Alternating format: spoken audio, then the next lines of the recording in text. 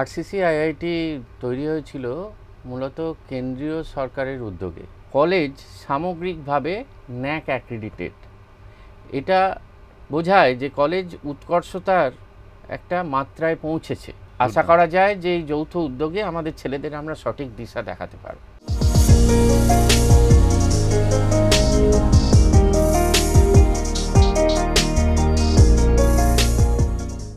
RCC institute of information technology বিগত আড়াই দশক ধরে শিক্ষা জগতে এক অনন্য নজির স্থাপন করেছে এই প্রতিষ্ঠান।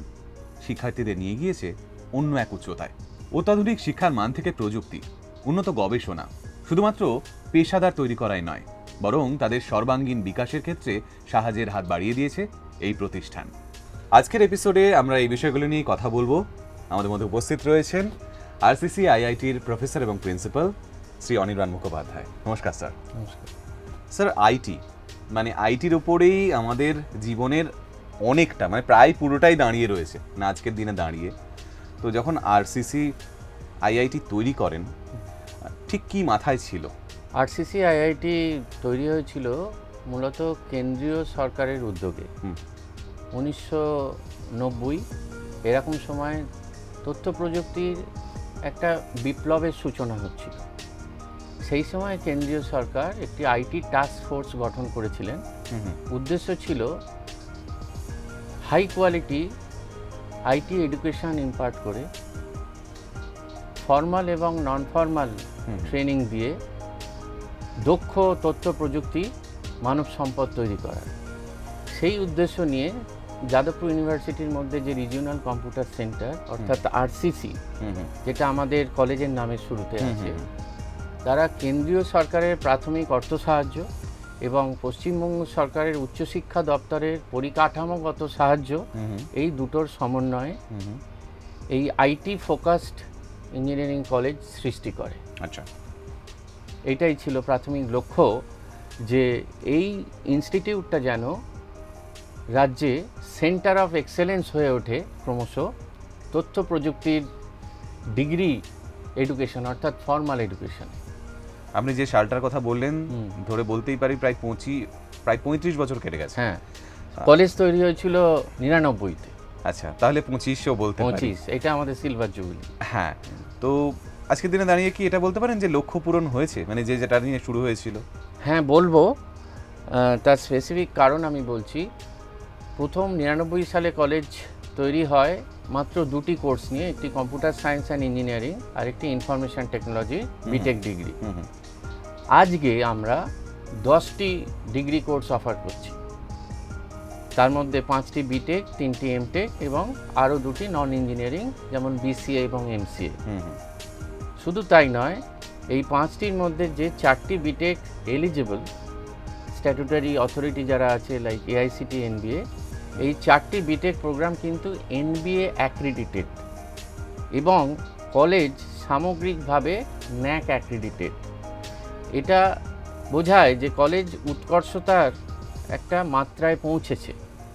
শুধু তাই নয়, অতি সম্প্রতি এই ন্যাক এবং এনবিএ অ্যাক্রিডিটেশনের সৌজন্যে ইউজিসি কলেজকে অটোনমি স্ট্যাটাস মঞ্জুর করেছে এবং আমাদের এই কলেজের যে একাডেমিক স্ট্যান্ডার্ড এবং একাডেমিক প্র্যাকটিস একটা গুণগত মানের একটা মাত্রায় পৌঁছেছে, যে কারণে এগুলো পাওয়া গেছে এই ধরনের অ্যাক্রিডিটেশন।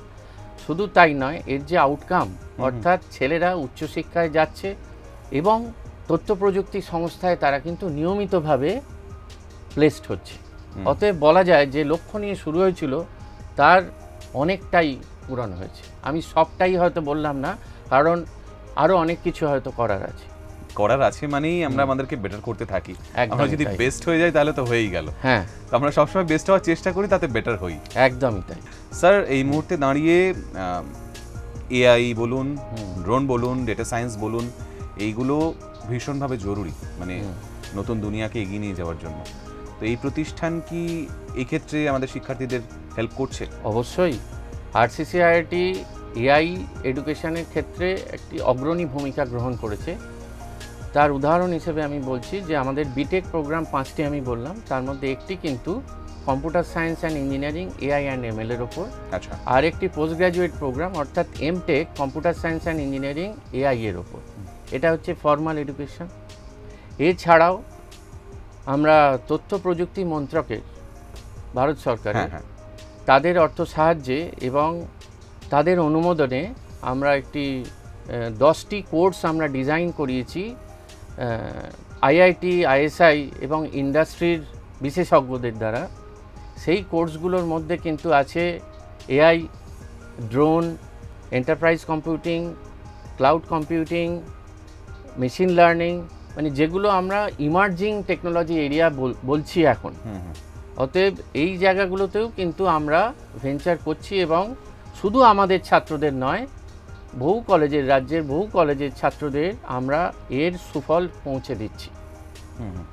আর আপনি যেহেতু এআই এর কথা বললেন, শুধু অ্যাকাডেমিক্স নয়, শুধু অ্যাকাডেমিক্সেই যদি এটা সীমাবদ্ধ থাকে তাহলে কিন্তু এর সম্পূর্ণ যে পোটেনশিয়ালটা, সম্ভাবনাটা, সেটা বোধহয় বিকশিত হয় না। সেই জন্যে আমরা ইন্ডাস্ট্রির সাথেও কিন্তু মৌ স্বাক্ষর করেছি। আচ্ছা, যারা স্টার্ট আপ ইন্ডাস্ট্রি, তারা কিন্তু এআই, এমএল এবং ডেটা সায়েন্সের উপর খুব ভালো কাজ করছে। তারা আমাদের কলেজের সাথে যৌথ উদ্যোগে আমাদের ছাত্রদের এবং অন্যান্য কলেজের ছাত্রদের একটা সেন্টার অফ এক্সেলেন্স হয়েছে। তারা ওই এআই, এমএল এবং ডেটা সায়েন্সের প্র্যাকটিক্যাল ট্রেনিং দিচ্ছে। ওকে, মানে এক্ষেত্রে কি ডিপ্লোমা কোর্সেসও আপনারা রেখেছেন কোনো? না, ডিপ্লোমা কোর্স কিছু নেই এই মুহূর্তে, সবই সার্টিফিকেট এবং ইন্টার্নশিপ প্রজেক্ট। আরেকটা আমি উল্লেখ করব, যেহেতু আপনি বললেন, ইন্টেল, তারা কিন্তু একটা পায়োনিয়ার ইন্ডাস্ট্রি ইন এআই। অতএব তাদের সাথে আমাদের একটা এমওইউ হয়েছে যে এআই এর কোর্স, মানে এআই ফর ফিউচার ওয়ার্কফোর্স, একটা সর্বভারতীয় প্রোগ্রাম, ইভেন গ্লোবাল প্রোগ্রাম বললেও ভুল হয় না। তারা আমাদের কলেজে, অল্প কিছু কলেজে এই প্রোগ্রামটা চলছে, আমাদের কলেজের ছেলেদের জন্য কিন্তু এই এআই ফর ফিউচার ওয়ার্কফোর্স প্রোগ্রামটি নিয়মিত চলছে। ফার্স্ট ইয়ার থেকে থার্ড ইয়ার পর্যন্ত তার বিভিন্ন মডিউলগুলো আমরা ছাত্রদেরকে এক্সপোজ করছি। অতএব এআই এর হাতে খড়ি কিন্তু ফার্স্ট ইয়ার থেকেই হচ্ছে থার্ড ইয়ার অবধি। মানে ইন্টার্নশিপের যদি কথা বলি, একটা তো শেখার তো শুরু একটা দরকারই, তারপর কি ইন্টার্নশিপ দরকার একটা কোর্সের ক্ষেত্রে, যখন একটা সার্টিফিকেট করছে সেক্ষেত্রে তার ইন্টার্নশিপের পরিমাণটা কতটা থাকছে আর থিওরিটিক্যালের জায়গাটা কতটা থাকছে? খুব ভালো প্রশ্ন করেছেন। এই ইন্টার্নশিপেই কিন্তু একটি ছাত্রের, বিশেষ করে ইঞ্জিনিয়ারিং কলেজের ছাত্রের হাতে কলমে শেখাটা হয়। ঠিক, কারণ অ্যাকাডেমিক্সে ক্লাসরুমের মধ্যে বা ল্যাবের মধ্যে তারা কিন্তু অনেকটা ইউনিভার্সিটি কারিকুলামটাতেই সীমাবদ্ধ থাকে। আমরা ইন্ডাস্ট্রিকে কলেজের মধ্যে এনেছি, তারা কলেজের মধ্যে তাদেরকে তাদের ডিজাইন কোর্সে এক্সপোজ করছে, সেখানে কিছুটা ইন্ডাস্ট্রি ফ্লেভার তারা পাচ্ছে। এছাড়াও তারা কিন্তু ইন্ডাস্ট্রিতে গিয়েও কাজ করছে এবং ইন্ডাস্ট্রির দেওয়া প্রজেক্টের ওপর কাজ করছে।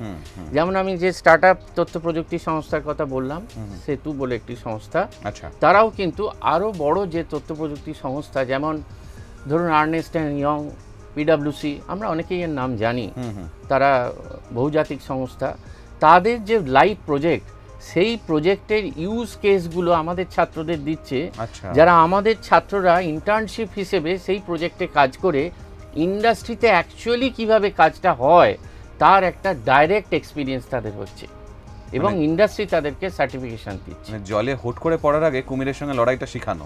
একদম তাই। এখন ইন্ডাস্ট্রি কিন্তু আর চায় না যে পাস করে যাওয়ার পরেও তাদের জন্য সময় দিয়ে ট্রেনিং করা। ঠিক, অতএব তারা চায় পড়তে পড়তে তারা যেন ইন্ডাস্ট্রির বেস্ট প্র্যাকটিসটা কিছুটা আন্দাজ করে নিতে পারে।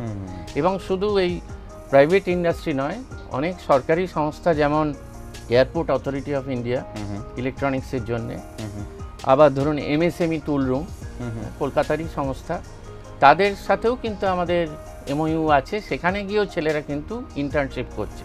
এআইসিটির যে ইন্টার্নশালা উদ্যোগ অনেকেই জানেন, বহু ইঞ্জিনিয়ারিং কলেজ সারা ভারতীয় ছেলেরা সেখানে করছে, আমাদের ছেলেরাও কিন্তু অনেকে সেখানে পেড ইন্টার্নশিপ করছে। হ্যাঁ, কিছু হয় অনলাইন, কিছু আবার ইন্ডাস্ট্রিতে গিয়ে। অতএব হাতে কলমে শেখা কিন্তু কোনো অভাব নেই, কারণ ইন্ডাস্ট্রির সাথে আমরা সবসময় একটা সমন্বয় রক্ষা করে চলছি। এটাই ইন্টার্নশিপ, এর অসীম গুরুত্ব। একদম, শুধু তো শেখা নয়, একটা তার সার্বিক উন্নতিও দরকার। মানে সে যে ইন্ডাস্ট্রিতে যাচ্ছে সেখানে তাকে টিকতেও হবে, তার নিজের মনন এবং সমস্ত রকমভাবে গঠনগুলো হওয়া দরকার। সেটাতেও কি হেল্প করে কোনোভাবে?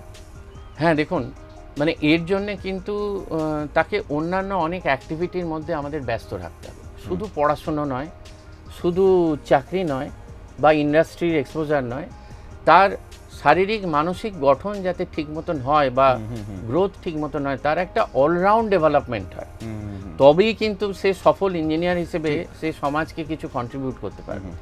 তার জন্য আমাদের কি করতে হয়, বিভিন্ন ধরনের extra curricular co curricular activity design করা আছে। বহু ক্লাব আছে, যেমন ধরুন এনএসএস ইউনিট, আমরা জানি এনএসএস, তারপর ধরুন cultural club, journal club, tech club, Google developer club, students club, unstop igniters club, যার যেরকম ইন্টারেস্ট, হ্যাঁ, বা cultural club, arts and cultural club, কারুর আঁকাঝোঁকা ইন্টারেস্ট, কারুর নাচ গানে ইন্টারেস্ট, কারুর হয়তো খেলাধুলোয় ইন্টারেস্ট, তাদের প্রত্যেকের জন্য একটা একটা করে অ্যাভিনিউ করা আছে, যারা পড়াশুনোর সাথে সাথে তাদের জন্য একটা অলরাউন্ড ডেভেলপমেন্ট তৈরি হয়। এবং আরও আমি বিশেষ করে বলবো যে এনএসএস কিন্তু আমার মতে খুব গুরুত্বপূর্ণ। সে খেলাধুলো করুক, পড়াশুনো করুক, কিন্তু সবটাই যেন নিজের জন্য হচ্ছে। কিন্তু এনএসএস এমন একটা অ্যাভিনিউ তাকে দেয়, সে যেন সমাজের জন্য কিছু কাজ করার হাতে খড়িটা শুরু হয়ে যায়। ঠিক, যেমন তারা যদি, এই যেমন আমাদের ছেলেরা বিভিন্ন এনএসএস আউটরিচ প্রোগ্রামে সুন্দরবনের প্রত্যন্ত গ্রামে গিয়ে বাচ্চাদের সাথে সময় কাটিয়ে আসে, তাদের একটু কম্পিউটার শেখায়, বা ধরুন অনাথ আশ্রমে গিয়ে বাচ্চাদের সঙ্গ দেয়, তাদের সাথে একটু আনন্দ করে। পুজোর সময় আমরা বাচ্চাদের বস্ত্রদান করি, হ্যাঁ, তাদের সাথে শেয়ার করি নতুন জামা কাপড়, তারা সেগুলোতে পার্টিসিপেট করে। কি স্বচ্ছতা অভিযানে রাস্তা ঝাঁট দিচ্ছে, বা প্লাস্টিক সেইগুলোকে কালেক্ট করে সেগুলোকে প্রপার মানে যেখানে জায়গায় রাখার, হ্যাঁ, সেই সচেতনতা এবং সেই সক্রিয়তা, সেইটা কিন্তু তাদেরকে পরিপূর্ণ মানুষ হওয়ার দিকে একটু একটু করে এগিয়ে নিয়েছে। নিশ্চয়ই। যদি জিজ্ঞেস করি স্যার আপনাকে, আপনার কোন একটা প্রতিষ্ঠান বড় হয়েই ওঠে তার শিক্ষার্থীদের দ্বারা, মানে তারা কোথাও একটা কিছু অ্যাচিভ করলো, তখন গিয়ে সেই প্রতিষ্ঠানের নাম তার সঙ্গে উঠে আসে।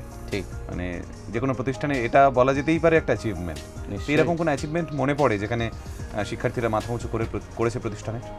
দেখুন, আমাদের মতন ইঞ্জিনিয়ারিং কলেজে অ্যাচিভমেন্ট বলতে আমরা মনে করি যে ছেলেরা কত ভালো প্লেসড হচ্ছে এবং তারা সেখানে গিয়ে কীরকম সার্ভাইভ করছে, তারা পারছে কিনা। তা আমাদের খুব গর্বের বিষয়, আমাদের বহু ছেলে বহুজাতিক সংস্থায় খুব সাফল্যের সাথে কাজ করছে এবং দেশে বিদেশে তারা কিন্তু অনেক উচ্চ পদে আসে।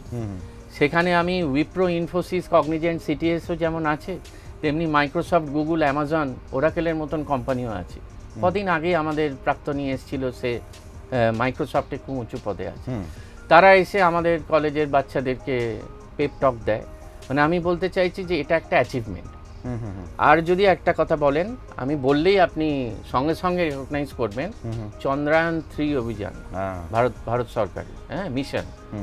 সেখানে আপনারা দেখেছেন কি যে রোভার ডিটেকশন, প্রত্যেক ইমেজ প্যাটার্ন, প্রত্যেকটার জন্য কিন্তু আলাদা আলাদা ইউনিট কাজ করে। নিশ্চয়ই।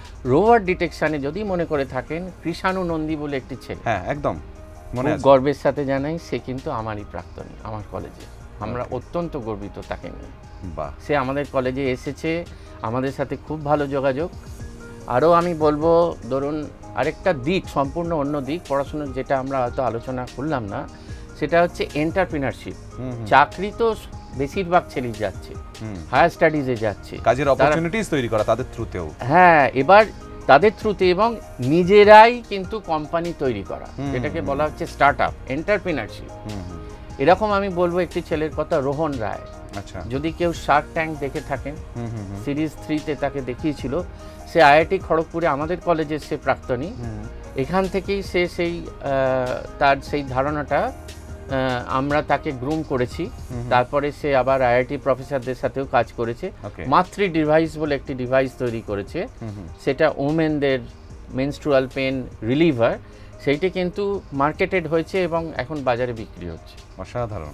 আমি জাস্ট দুটো এক্সাম্পল বললাম, বলতে গেলে কিন্তু অনেক সময় লাগে। তবে একটা তো ঠিকই যে কেউ একজন স্টুডেন্ট আপনাদের কাছে এসে পৌঁছলো, তার অনেকটা সময় আপনাদের সঙ্গে কাটবে ঠিকই, কিন্তু তাকে কোনো একটা ডেস্টিনেশনে পৌঁছে দেওয়া, এইটার জন্য কতটা হেল্প করে আপনার সংস্থা, আপনার ইনস্টিটিউশন? হ্যাঁ দেখুন, ডেস্টিনেশন বলতে আমরা বুঝি ছাত্রদের কাছে দুটো, সেই অ্যাসপিরেশন নিয়ে ওরা আমার কলেজে আসে, যে কোনো ইনস্টিটিউশনে। নিশ্চিত। খুব স্বাভাবিকভাবেই একটা হচ্ছে প্লেসমেন্ট ইন্ডাস্ট্রি, তারা প্রফেশনাল হতে চায় প্রফেশনাল কোর্স করে। আরেকটা হচ্ছে হায়ার স্টাডি, তাদের অনেকের একাডেমিক মাইন্ডসেট থাকে, তাদের ভেতরে একটা কল থাকে, তারা কিন্তু কেউ কেউ একাডেমিক্সে জয়েন করে, রিসার্চ করে, সেখানে প্রফেসর হয়। দেশে বিদেশে বহু জায়গা, আমাদেরও প্রাক্তনী আছে, তারা আইআইটিতে আছে। এবার যদি বলেন এই দুটো পথকে আমরা কিভাবে গাইড করি, আমি আপনাকে প্লেসমেন্টের কথাটা বললাম। একটা হচ্ছে একাডেমিক স্ট্যান্ডার্ড, তার কোয়ালিটি অ্যাসপেক্টস, ইন্ডাস্ট্রি এক্সপোজার, কীভাবে ইন্ডাস্ট্রিতে কাজ হয়, এবং তার সেলেবিলিটি, নিজেকে সে কীভাবে সেল করবে ইন্ডাস্ট্রির কাছে, তাতে সে চাকরি পাবে। আর আরেকটা যদি বলেন যে হায়ার স্টাডিজে, তার জন্য আমরা যে উদ্যোগটা নিয়েছি সেটা হচ্ছে সেন্টার ফর হায়ার স্টাডি আমরা একটা করেছি। সেখানে আমাদের কিছু মাস্টারমশাই ডেডিকেটেড রয়েছেন ছাত্রদের এই ব্যাপারে গাইড করার জন্য। এই ব্যাপারে একটি বিশেষজ্ঞ সংস্থা আইডিপি কলকাতাতেই, তাদের সাথেও আমরা এমওইউ করেছি। ফার্স্ট ইয়ার থেকে আমরা নিয়মিতভাবে তাদেরকে সেমিনার করাই যে বাইরে পড়তে যেতে হলে বা বাইরে অন্য স্কলারশিপ অপশান নিয়ে যেতে হলে কি কি পথ আছে, মানে how to tackle those situation. হ্যাঁ, এটা খুব জরুরি, আর এটা একটা খুব প্রমিনেন্ট ট্রেন্ড। এমনও দেখেছি চাকরি করতে করতে ছেলেরা এসে আমাদের কাছ থেকে রেকমেন্ডেশন নিচ্ছে বিদেশে গিয়ে আরেকটু মাস্টার্স করে আরেকটু ভালো চাকরি করে। একদম। সেই জন্য আমরা এই প্রয়োজনটা অনুভব করে একটা ডেডিকেটেড সেল রেখেছি তাদেরকে যাতে গাইড করা যায় নির্দিষ্টভাবে। এবং শুধু আমরা নিজেরা নয়, তাদেরকে আমরা গেট ট্রেনিং, জিআরই, টোয়েফেল বিভিন্ন ধরনের পরীক্ষায় কীভাবে, এজন্য আমরা বিশেষজ্ঞ সংস্থারও সাহায্য নিচ্ছি। দুর্দান্ত। আশা করা যায় যে এই যৌথ উদ্যোগে আমাদের ছেলেদের আমরা সঠিক দিশা দেখাতে পারব। নিশ্চয়। স্যার, খুব সুন্দর করে বললেন। আরসিসি আইআইটির অনেক শুভকামনা করি, এবং ওখানে যারা এই মুহূর্তে পড়ছে এবং যারা প্রাক্তনী অবশ্যই রয়েছে, তাদের জীবনেরও অনেক উন্নতি হোক। আসল কথা কি, একটা সমাজকে বদলাতে পারা, মানে আমরা যখনই কোনো কিছুর সঙ্গে যুক্ত হই, শুধু তো নিজেকে বদলানো নয়, আমাদের সমাজকে একই সঙ্গে বদলে নিয়ে যাওয়া। তো আপনি এন্টারপ্রেনারশিপের কথা বললেন, চাকরি বাকরির কথা বললেন, রিসার্চের কথা বললেন, সমস্ত ফিল্ডেই ছেলেমেয়েরা উন্নতি করুক, এটুকুই আমরা চাইবো। আর আজকের আলোচনা এইটুকুই রাখি। এই আলোচনা সত্যিই শেষ হওয়ার নয়, জানতে চাইলে আরও অনেক জানার থেকে যায়। সকলে ভালো থাকবেন, দেখা হবে পরের কোনো পর্বে। আজকের জন্য নমস্কার।